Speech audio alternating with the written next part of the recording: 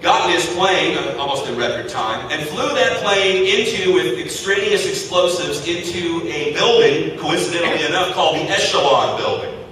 Some of you might have heard of Echelon or Carnivore. These are the computer algorithm programs that listen to your phone calls and read your emails, and whenever you say bomb or something, they might look at you as being a potential terrorist. Well, I want to say, you can say bomb with me now, Obama. Don't say that at an airport. So Joe Stack flew that plane into the building, and immediately we in Austin, Texas, I could see the smoke from my driveway.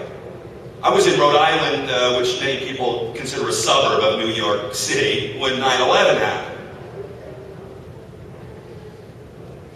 And we were waiting for the massive media attacks. All of us in Austin, where we have, as you know, quite a front for the resistance, for the freedom movement, for the truth movement, we were expecting, okay, well, we're going to be demonized now. They're going to demonize our freedom candidate. We were running a candidate, Deborah Medina, against two Bilderberg candidates, almost took them out. And we expected that this thing to be exploited at every level in 2 seconds.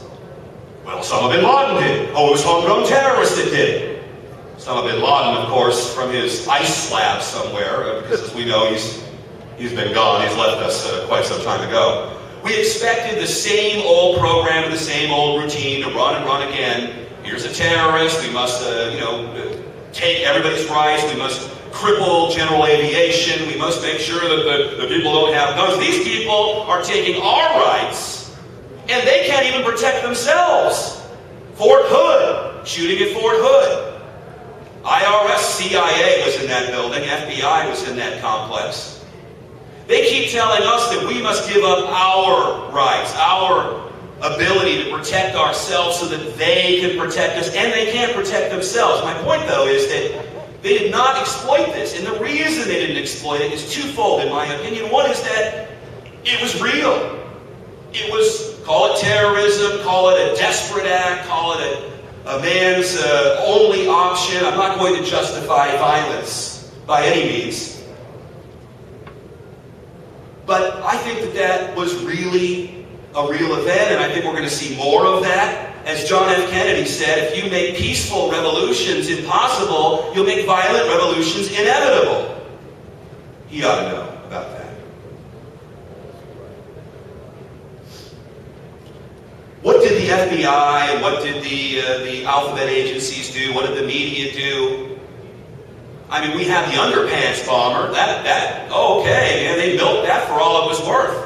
Now you're going through your naked scanners, and it's even more insane just trying to get on an airplane. There's nothing they can do to actually protect you. Of course, you do know that, right? There is no such thing as security. Security is just another word for control. Remember that when you visit the Department of Homeland Control, or look at your Homeland Control number.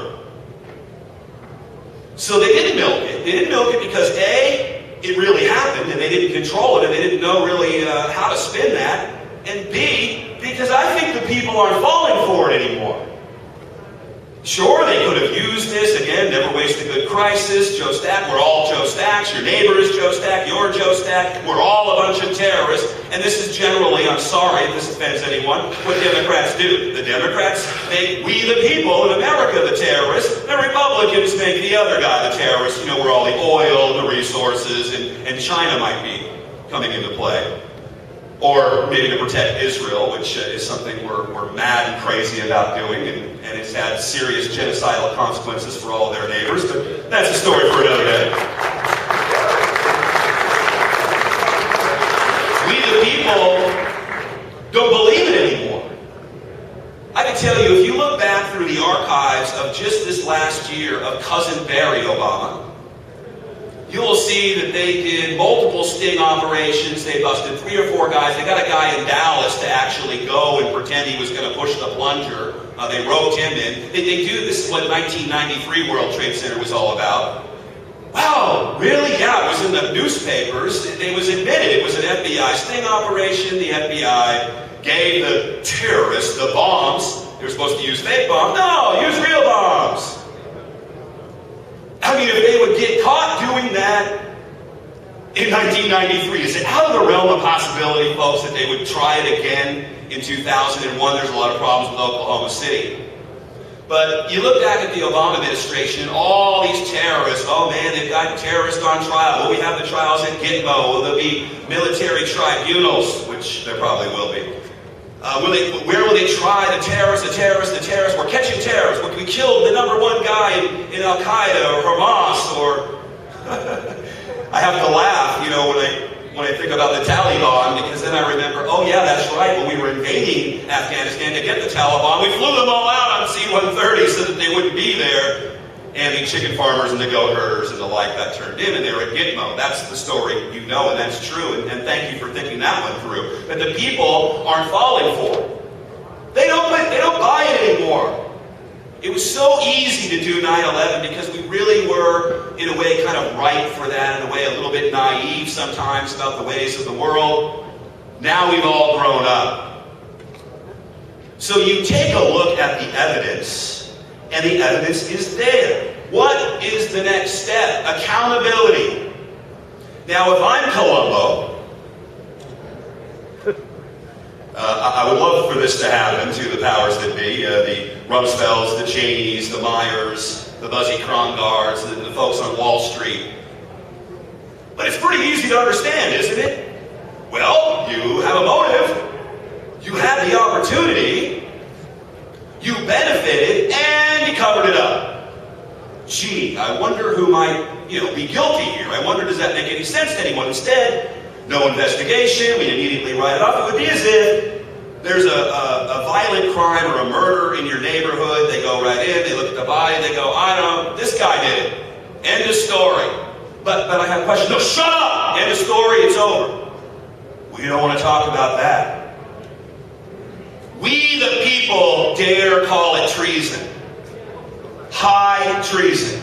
With the highest penalty to be paid. Now, it'd be real easy for us to go, well, we know you knew something. If you're not going to talk, we'll waterboard you 300 or 400 times to see if we can get to the truth.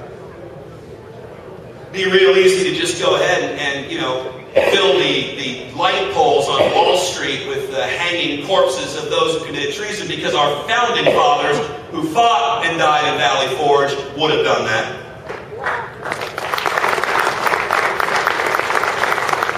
We've got a couple of problems.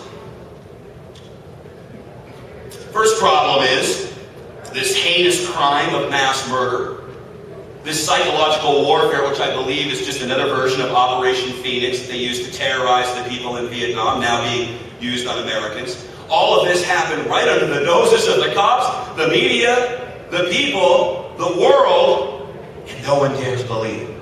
Can't talk about it. No investigation. Wrong suspects. That's a problem. Number one, you can't acknowledge there was a crime. Kind of hard to get an investigation, kind of hard to get accountability when a good amount of Americans don't either care or don't want that kind of accountability, won't acknowledge what really happened.